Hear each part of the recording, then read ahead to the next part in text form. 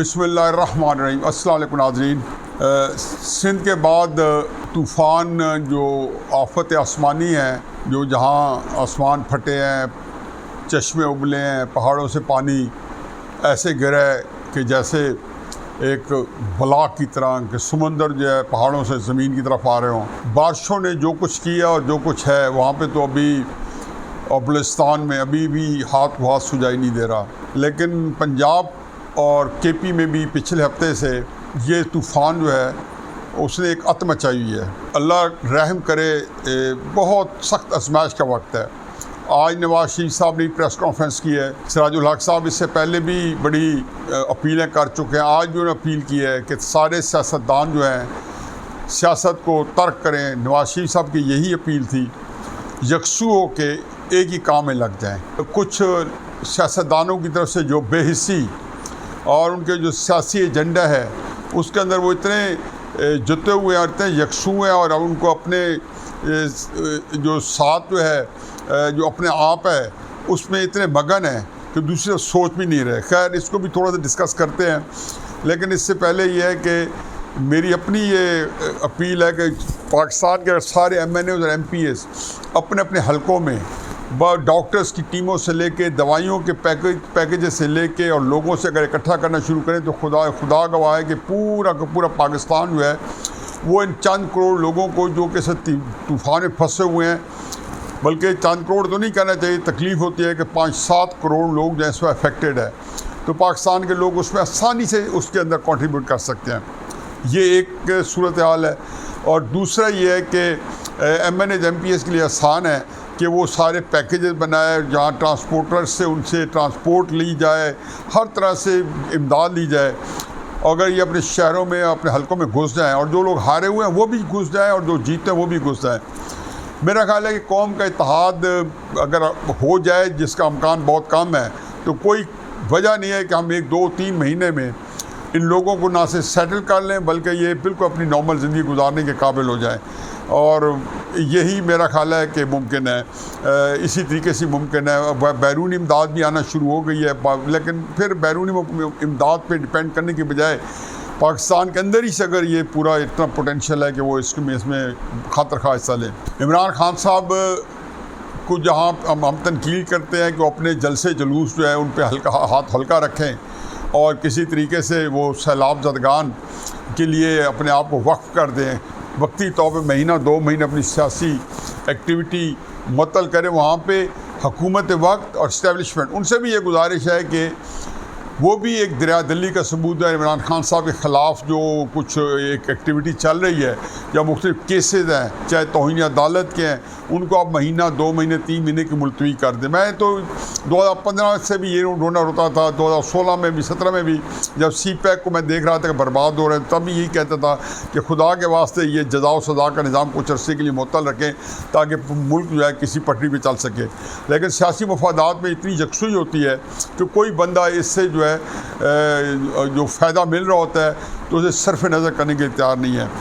एक जो दिल दहला देना वाक़या था, कल भी जिक्र किया, आज फिर उसका जिक्र करता हूँ। कोहिस्तान के 5 भाई, सगे भाई, जो लोगों के सामने, लोगों की नज़रों के सामने किनारे से लोग देख रहे थे और 5 घंटे की मुसलसल ज़िंदगी और मौत के दहलीज पे खड़े हुए, बिल आखिर उन्हें जान आफरी के सबूत कर दी और अल्लाह भी को प्यारे हो गए, लहरों की नज़र हो गए। उसके अंदर जो सख्तदिलाना पार्ट है, सिराजुल हक साहब ने मुझे 2 दिन पहले जिस दिन ये वाक़या हुआ उसी दिन बताया कि जब ये वाक़या हुआ तो मैंने जब इल्म में आया, अभी आधे घंटे बाद भी सिराजुल हक साहब के पास पहुँच गए, क्योंकि सिराजुल हक साहब का इलाका अपना ही ये परदीर है और ये कोहिस्तान का इलाका था, तो उनके चूँकि नेबर में था, तो उन्होंने कहा जी मैंने चीफ मिनिस्टर को कॉल की, मैंने चीफ सेक्रेटरी को कॉल की, मैंने हुकाम बाला थे सब तक अप्रोच की, वज़ीर-ए-आज़म के सेक्रेटरी को, प्रिंसिपल सेक्रेटरी को कॉल की कि ये इन बंदों को हेलीकॉप्टर भेजें। जब अगले दिन हेलीकॉप्टर जो है वो इमरान खान साहब के लिए बनीगाला आता है और उनको टांग का एक बड़ा हल्का फुल्का दौरा करा के उसके बाद सियासी प्रेस कॉन्फ्रेंस होती है, वहाँ पे खाबे उड़ाए जाते हैं। इमरान खान साहब वापस बनीगाला में वो हेलीकॉप्टर ड्रॉप कर जाता है। ये सरकारी हेलीकॉप्टर है वज़ीर आला का। इमरान खान साहब ने अब जहाँ भी जाना है सरकारी हेलीकॉप्टर पे ही जाना है और सरकारी हेलीकॉप्टर की एक मजबूरी है कि वज़ीर आला पंजाब या वज़ीर आला सरहद का उसमें होना ज़रूरी है ताकि उनके खिलाफ वो हेलीकॉप्टर केस न बन सके। अब ये कहा गया कि जी रेस्क्यू के हेलीकॉप्टर्स हैं, बिल्कुल रेस्क्यू के हेलीकॉप्टर नहीं होंगे। लेकिन जो बात कही गई कि 5 भाइयों को बचाने के लिए उसके लिए रेस्क्यू हेलीकॉप्टर नहीं चाहिए था। हेलीकॉप्टर की जो परवाज़ होती है वो ये होती है कि वो नीचे करके एक ही जगह खड़े होकर कर सकता है। हेलीकॉप्टर से दरवाजे खोल के जहाज़ कर नहीं सकता, मगर दरवाजे खोल तो जहाज़ के भी खोले जा सकते हैं कि आप दरवाजे खोल के और मेरे रस्से आपने गिराने होते हैं। तो लेकिन ये तो संग दिल है कि जब ये कह रहे हैं कि जो हेलीकॉप्टर जो है वो तो जो है बड़ा एक डेलिकेट है, यानी कि उसके अंदर बड़ी खूबसूरत किस्म की कोशिश है। इमरान खान साहब देखें ना, वो वायरल हुई हैं, ज़बरदस्त सोफ़ा सेट्स लगे हुए हैं, उसका बार बर्दारी का माल नहीं जा सकता। हम भी कहते हैं कि बार बर्दारी या रेस्क्यू पैकेजेस नहीं चाहिए थे। इनके लिए 5 रस्सों के साथ वहाँ से जो अंदर सीट से बांध के गिराया जाना था और इन्होंने उनको पकड़ लेना था, हेलीकॉप्टर उठा के एक जगह उठा के कोई 100-200 गज़ के फासले पे ज़मीन थी उस तक पहुँचा देना था। लेकिन उनकी एक लिखी थी, लेकिन जो कुछ हमारे हुक्मरानों ने किया है अल्लाह ताला पता नहीं इनका क्या अजर रखेगा। अब इसके बाद मैं थोड़ा सा एक मेरा जो कॉलम है 1-2 दिन पहले शाये हुआ है, मेरा ख्याल था कि मैं आज फिर उसको देख रहा हूँ, तो उसको मैंने सोचा कि अपने नाज़रीन के साथ भी शेयर कर दूँ। और ये कॉलम का ये था कि पाकिस्तान की जो सियासत है उसकी जो तिकोन है, ये एक तिकोन है जिसमें अक्सर कहता हूँ कि वतन तिकोन, जिसमें एक अपोजिशन है, एक हुकूमत है और एक एस्टेब्लिशमेंट है। चंद महीने पहले हुकूमत इमरान खान साहब की थी और अपोजिशन PDM और पीपल्स पार्टी वगैरह की थी और एस्टेब्लिशमेंट उसी जगह मुकर्रर थी। आज हुकूमत जो है वो PDM और पीपल्स पार्टी की और ANP की आ गई और इत्तेहादियों की आ गई और इधर इमरान खान जो है वो अपोजिशन में आ गए हैं। तो मैं ज़रा कॉलम एक पढ़ देता हूँ, फिर उसके बाद थोड़ा सा तबसरा कर दूँगा। हमेशा से सियासी अकीदा एक ही, पाकिस्तान अंदर 3 सियासी हकीकतें, हुकूमत, अपोजिशन और एस्टेब्लिशमेंट को सहूलत गाए पहली 2 क़ुव्वतों को ठिकाने लगाकर मुमलिकत का नज़्म व नस्क अपने हाथ में ले और फिर दोनों फरीकों में से अपनी मर्ज़ी के बंदे चुने, एक नई सियासी हकीकत तश्कील दे डाले। कई दफ़ा ये हुनर आजमा चुके हैं। एस्टेब्लिशमेंट के पास एक सहूलत और भी, अपनी मंशा और फ़ायदे के लिए हुकूमत या अपोजिशन जिसको चाहे इस्तेमाल में रखे, जिसको चाहे तल दे। जब कभी किसी को तर्क किया या किसी को छोड़ा तो कपड़े झाड़ कर खड़ा ज़रूर हुआ कि मुझे क्यों निकाला। एस्टेब्लिशमेंट के ख़िलाफ़ सख्त बयानियाँ हमेशा सियासत को मजबूत कर गया, सियासतदानों को रिफतें मिली। वतनी सियासी तारीख चश्म कुशा और होशरबा वज़राए आज़म का शिकार शुरू ही से एस्टेब्लिशमेंट का मरगूब मसला रहा। साबिक़ गवर्नर शाहिद अहमद अपनी किताब ट्रेयर मेमोरीज़ में लिखते हैं कि मैं अपने वालिद ब्रिगेडियर हामिद, जो उस वक्त के गवर्नर जनरल ग़ुलाम मोहम्मद के मिलिट्री सेक्रेटरी थे, के हवाले से दूसरे वज़ीर आज़म ख्वाजा नाज़मुद्दीन की बर्खास्तगी का इंतहाई दिलचस्प वाक़या दर्ज करते हैं। गवर्नर जनरल ग़ुलाम मोहम्मद वज़ीर आज़म ख्वाजा नाज़मुद्दीन को तलब करते हैं। पहलू में commander in chief general Ayub Khan और सेक्रेटरी दिफा जनरल सिकंदर मिर्ज़ा मौजूद हैं। ख्वाजा नाज़मुद्दीन से इस्तीफ़ा तलब किया जाता है। गवर्नर जनरल ख्वाजा नाज़मुद्दीन से मुखातिब है, ख्वाजा साहब आपकी हुकूमत नाअहल और करप्ट है, चल नहीं पा रही, आप मुस्तफ़ी हो जाएँ। वज़ीर आज़म ख्वाजा नाज़मुद्दीन जवाब देते हैं, क्यों, आप कौन होते हैं मुझसे इस्तीफ़ा मांगने वाले? नहीं देता हूँ, गवर्नर जनरल ग़ुलाम मोहम्मद, तो फिर मैं आपको बर्खास्त करता हूँ।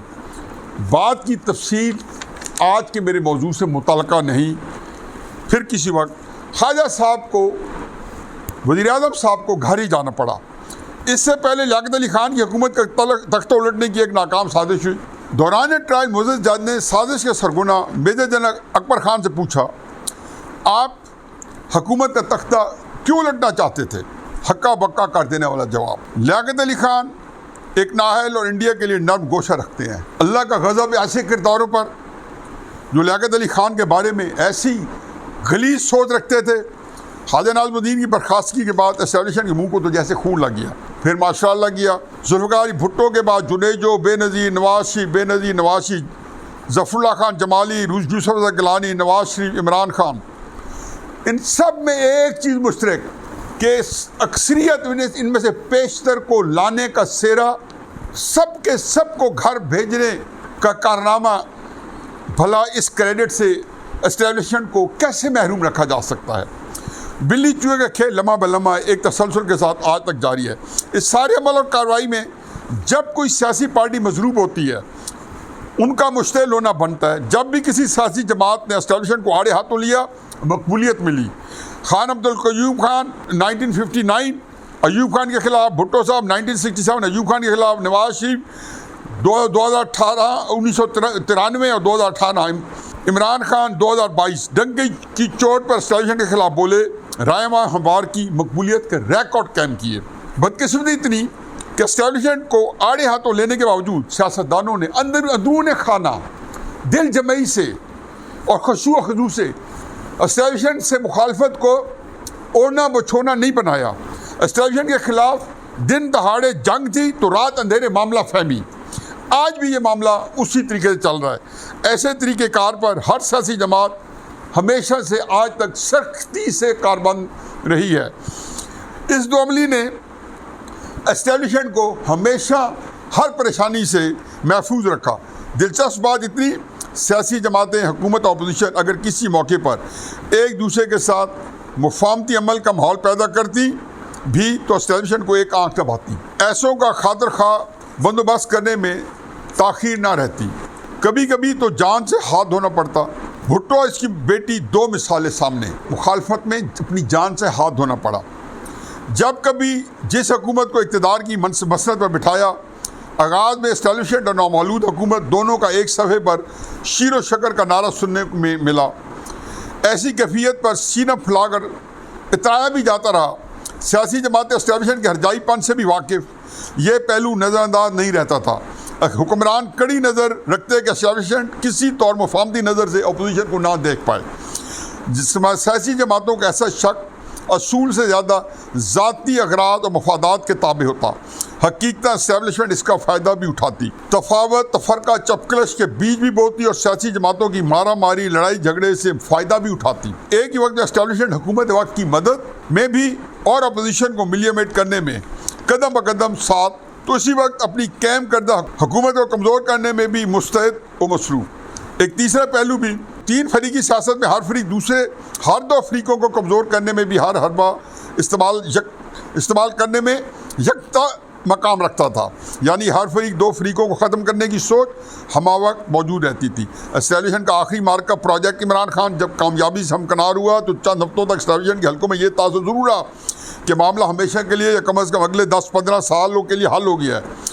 सब कुछ उनके मुताबिक उनके कब्ज़ा इस्तबदाद में आ चुका है। बाकी ज़िंदगी यानी रात बहुत थे जागे, सुबह हुई आराम किया, चैन ही चैन रहना है। मेरे हस्ब तवक्को मुताबिक एस्टेब्लिशमेंट PTI के सफ़ा में चंद माह अंदर दरार पड़ना शुरू हो गई कि ये तो माजी ने साबित किया है कि रोज़मर्रा का मामूली तो था। तारीख़ का सबक तारीख़ ने अपने आप को दोहराना था। शोमई किस्मत आज सफ़े के पुरज़े हवा में मुअल्लक़ उड़ रहे हैं। वतनी सियासी माहौल परागंदा कर चुके हैं। लियाकत अली खान से नवाज शरीफ तक एस्टेब्लिशमेंट की सुन्नत और तरीका एक ही रहा। किसी वज़ीर आज़म में उनको तालीफ़ कल्ब नहीं मिली। वज़ीर आज़म का नाअहल, करप्ट और सिक्योरिटी रिस्क होना सख्त इल्ज़ाम हमेशा आज़मूदा और कारा में साबित हुआ। इमरान खान साहब के लिए कोई इस्तिस्ना क्यों कर होगा, कैसे मुमकिन होगा। इमरान खान से पहले भुट्टो और नवाज शरीफ को भी ये ज़ोम था कि ठाठे मारती अवाम उनके पीछे एस्टेब्लिशमेंट का दीद लिहाज करना बनता है। इमरान खान से पहले भुट्टो और नवाज शरीफ को भी ये ज़ोम था कि ठाठे मारती अवाम इनके पीछे है, एस्टेब्लिशमेंट का दीद लिहाज करना बनता है। एस्टेब्लिशमेंट के अपने असूल व ज़वाबित, चुनाचे ज़ोम में जकड़े तीनों रहनुमाओं से तजावुज़ हुआ जो नाकाबिले माफ़ी जुर्म रहा। दो का अंजाम हमारे सामने मौजूद। भुट्टो दुनिया फ़ानी से बाहर, नवाज शरीफ सियासत फ़ानी से बाहर। गेम प्लान आज भी वही, इमरान खान को उसकी औकात में रखने का बंदोबस्त ना किया जाए, ये क्यों कर मुमकिन है। इमरान खान की सियासत का मुस्तकबिल मखदूश हतमी तय कर लिया गया है। आसार नमूदार हो चुके हैं। इमरान खान साहब का टकराव तसादम बयानी मकबूलियत के लिए फिट के सियासत और इलेक्शन में ऐसे बयानी की गुंजाइश नहीं। बदकिस्मती मौजूदा हुकूमत की शेल्फ लाइफ भी मुकर्रर कर दी गई है कि इमरान खान साहब के साथ इनकी भी बराबर छुट्टी मंजूर हो चुकी है। चंद इत्तेहादी पार्टी हम वक्त एस्टेब्लिशमेंट के इशारा आबरू की मुंतज़िर, इधर इशारा हुआ उधर हुकूमत ने आराम से धड़ाम गिरना है। इसमें शक नहीं कि मौजूदा हुकूमत भी लड़कर मरेगी। उम्मीद यही है। अहम बात इतनी कि एस्टेब्लिशमेंट का अज़म और इरादे अटल, निगरान हुकूमत का बंदोबस्त सितंबर के इख्तिताम से पहले हो जाएगा। इमरान खान को क्रेडिट कि हमेशा उड़ते तीर को बगल में लेता है। इमरान खान को सियासी तौर पर दफनाने का अमल शुरू हो चुका था, मगर सुस्त रवि का शिकार था। 2 वाक़यात इमरान खान को जल्द अज जल्द तरन वाला बना दिया है। साना लसबेला, जिसमें हेलीकॉप्टर क्रैश में हमारे जय्यद फौजी अफसरान शहीद हो गए, तहरीक इंसाफ की मुजरमाना संग दिलाना मुखालफाना मुहिम, और फिर इमरान खान साहब का ज़ोम में जलसा आम में जाय ज़ेबा चौधरी साहबा को दबाव और तज़हीक का निशाना बनाना। 31 अगस्त को अदालत इमरान खान साहब को तौहीन अदालत नोटिस पर तलब कर लिया है। अगरचे शहबाज गिल केस वाले मामलात ने भी तूल नहीं लेना था, इन 2 वाक़यात ने महीनों का काम हफ्तों में कर दिया है। इमरान खान की सियासत की मुस्तकिलन बेखुदी अगले चंद हफ्तों में इमरान खान मंतवी अंजाम को पहुँचने वाले हैं। ये इंतहाई अहम नुकता है। तहरीक इंसाफ की अफादियत से इनकार नहीं, एस्टेब्लिशमेंट ने इसको कायम रखना है, 4 चांद लगाने हैं। इमरान खान को इतनी सहूलत मुयस्सर ज़रूर कि नवाज शरीफ साहब की तरह, जैसे शहबाज शरीफ को अपना जानशीन मुकर्रर किया है, इमरान खान भी अपनी मर्ज़ी का जानशीन मुकर्रर करेंगे। जिसको मर्ज़ी वो अपना तहरीक इंसाफ की मसले सदारत में बैठाएं और अपने जानशीन मुकर्रर करें। एस्टेब्लिशमेंट को वारा खाएगा। एक बात और भी पेश नज़र, इमरान खान बेनज़ीर बिलावल भुट्टो जरदारी और मरीम नवाज जैसी सहूलत से महरूम कि जिन्होंने अपने वालदैन के लिए या वालदा के लिए जान की बाजी लगा दी, इमरान खान साहब के पास ऐसा जानशीन तहरीक इंसाफ में मौजूद नहीं। जो भी नए चेयरमैन होगा एस्टेब्लिशमेंट के लिए आसूदगी ही आसूदगी रहनी है। तहरीक इंसाफ की आजकल की बेमिसाल मकबूलियत को कैश बिल आखिर एस्टेब्लिशमेंट नहीं कराना है। इलेक्शन में 2/3 अक्सरियत दिलवाकर मुल्क की सियासत और आईने पाकिस्तान को रीसेट करना है। अपनी मर्ज़ी के मुताबिक कई तारीखी हकीकतों को तब्दील करना, आइन के अंदर कई चीज़ों को तब्दील करना पहली तरजीह रहनी है। 18वीं तरमीम भी वजह निज़ा और पार्लिमानी निज़ाम भी दर्द सर। एस्टेब्लिशमेंट के लिए करने के काम बहुत हैं, जो कि वो जो प्लानिंग कर रहे हैं उस प्लानिंग के तहत इनको शायद मिल जाए। अब इसके अंदर मैं इसको वाइंड अप करता हूँ। जब इमरान खान साहब इक़्तिदार में आए तो मैं उनके उस वक्त सेकंड इन कमांड नायब वज़ीर आज़म नईमुल हक साहब थे, मरहूम, अल्लाह ताला उनको गरीक रहमत करे, उनके पास किया। फिर उसके बाद जनवरी में सैफुल्लाह खान न्याजी को तहरीक इंसाफ पाकिस्तान का कन्वीनर बना दिया गया और उन्होंने नईमुल हक की जगह तकरीबन ले ली सियासत में। तो मैं उनके पास भी गया, जो आज भी ज़िंदा हैं। मैंने कहा जी इमरान खान साहब को मेरा पैगाम पहुँचाएँ कि खुदा के वास्ते एस्टेब्लिशमेंट के ट्रैप पे ना आएँ। पीपल्स पार्टी और मुस्लिम नून बल्कि फजल रहमान भी सारी सियासी जमातों से बैक चैनल एक रब्ता रखें, बेशक पब्लिक के अंदर उनको बुरा भला कहते रहे ताकि एस्टेब्लिशमेंट को पता ना चले। अब ये बात उन्हें पल्ले नहीं बांधी। फिर मैंने तहरीक इंसाफ वालों को अप्रैल में कहा था, जब इमरान खान माजूल हुए, तो मैंने उनसे पूछा कि हमारे क्या हालात हैं। तो मैंने कहा जी आप लोग पहला राउंड जीत गए हैं, आपने अपनी नई एक मकबूलियत और नया बयानिया जो है उसको बड़ा मकबूल करा लिया है, लेकिन इस बयानिया के अंदर एक मसला है, ये इलेक्शन का बयानिया नहीं है। आप ये सारे जलसे जो कर रहे हैं सारे, ये अव्वल तो ये आप बेशक कहते रहे कि कोई बहुत कामयाब जलसे हैं, इससे बड़े जलसे आप पहले भी कर चुके हैं, लेकिन इससे कतई नज़र ये आपको इलेक्शन नहीं देंगे। और फिर हतमी बात यह है कि 6 महीने बाद या इस्टेब्लिशमेंट नहीं रहेगी या इमरान खान नहीं रहेगा। इस वाक़े को 3-4 महीने हो गए, अब 2-3 महीने रह गए हैं। मैंने कहा था कि इमरान खान की सियासत पनपती है और वो पाकिस्तान में उसका मुस्तकबिल बनता है तो फिर इस्टेब्लिशमेंट सफ़ेदी से मिट जाएगी। इतनी मजबूत सियासत के अंदर एस्टेब्लिशमेंट तहलील हो जाएगी, और अगर एस्टेब्लिशमेंट अपने आप को इंटैक्ट रखती है तो इमरान खान साहब की सियासत तहलील हो जाएगी। बारह इमरान खान साहब ने एक बड़ी कन्फ्यूज पॉलिटिक्स की है कि उनको आज भी नहीं पता है कि उनका असली दुश्मन नवाज शरीफ, शहबाज शरीफ या जरदारी है, क्योंकि उनको भी गाली देने से नहीं चूकते और एस्टेब्लिशमेंट को भी उन्होंने इतना जिद कर दिया है कि वो भी उनके लिए भी तंग आमद बजंग आमद है। मेरा ख्याल है कि इमरान खान साहब के लिए हालात जो हैं बहुत मखदूश हैं। जैसे आज पाकिस्तान जो अपनी इनिंग खेल चुका है, इंडिया अपनी दूसरी इनिंग खेल रहा है। अब मुझे नहीं पता क्या रिज़ल्ट निकलेगा, अभी आधा घंटा पौना घंटा खेल कर रहता है। इमरान खान, मेरा ख्याल है कि 90-95% अमकान ये है कि इमरान खान साहब एस्टेब्लिशमेंट के इस मुकाबले में बुरी तरह शिकस्त खाएंगे और बहुत ही भयानक अंजाम को पहुँचेंगे। वमा अलैना इल्ला अल बलाग।